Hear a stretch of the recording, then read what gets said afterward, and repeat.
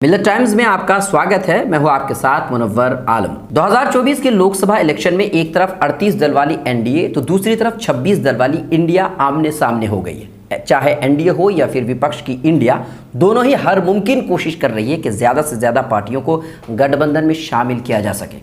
और इसी वजह से एनडीए की दिल्ली में मीटिंग चल रही है और विपक्ष की कर्नाटक के बाद मुंबई में मीटिंग का प्लान है।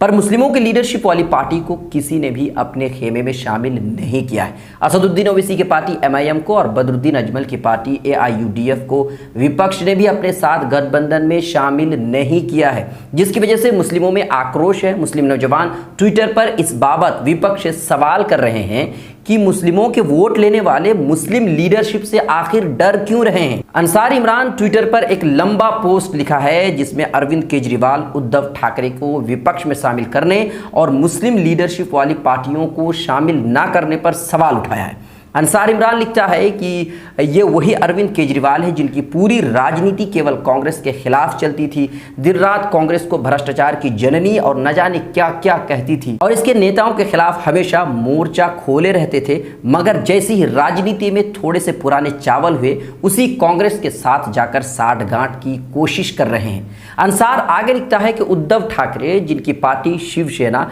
कभी हिंदुत्व के मामले में भाजपा से भी 4 कदम आगे मानी जाती थी, मगर आजकल सेकुलर बनी हुई है। आज ये पार्टी सबको साथ लेकर के चलने की बात करती नजर आ रही है। अंसार ने आगे मुस्लिमों को सलाह देते हुए लिखा है कि मुसलमानों को भी किसी पार्टी के वोट बैंक बनने और किसी पार्टी को हराने के नाम पर वोट देने की परंपरा को छोड़ करके राजनीति में थोड़े समझदार होने की जरूरत है।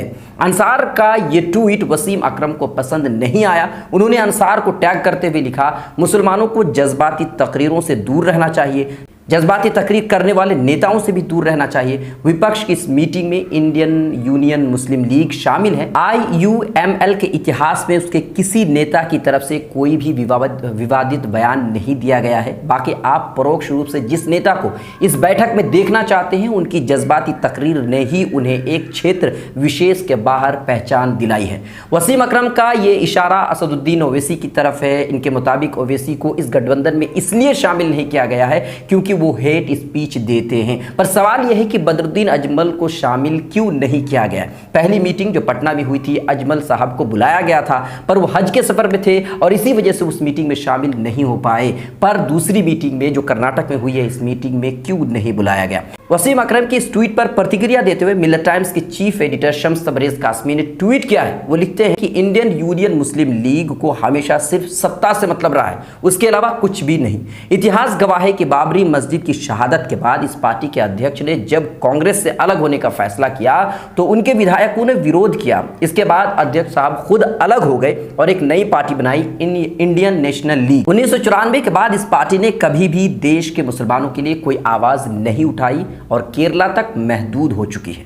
सैफ एक तस्वीर को पोस्ट करते हुए कैप्शन लिखा है, अच्छा जी हमें क्या, हम तो दरी बिछा करके खुश हैं जनाब। राजनीति में हिस्सेदारी सेकुलरिज्म के खिलाफ है। शादाब अहमद वसीम अकरम के ट्वीट को रिट्वीट करते हुए लिखा है, एक सवाल, 0 लोकसभा वाली पार्टी आरजेडी, 1 लोकसभा वाली पार्टी जेएमएम, 0 लोकसभा वाली आरएलडी, 0 लोकसभा वाली सीपीआईएमएल, 0 लोकसभा वाली पार्टी पीडीपी विपक्षी गठबंधन का हिस्सा है, लेकिन 2 अलग अलग राज्यों में 2 सांसदों वाली पार्टी एएमआईएम और 1 लोकसभा सांसद वाली एआईयूडीएफ को शामिल नहीं किया गया। आखिर क्यों?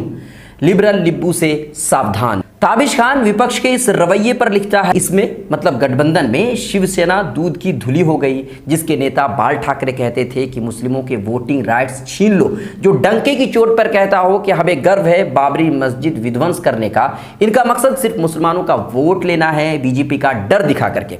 बहरहाल विपक्ष अपने अलायंस का नाम इंडिया रखा है। अब देखना यह होगा कि 2024 में क्या रिजल्ट आता है। एक और मीटिंग होने वाली है मुंबई में। अब उस मुंबई वाली मीटिंग में क्या मुस्लिम लीडरशिप वाली पार्टियों को बुलाया जाता है या नहीं, ये सवाल है। आपकी इस पर क्या राय है, आप हमें कमेंट करके बताइए। लाइक शेयर सब्सक्राइब नहीं किया है तो जरूर करें।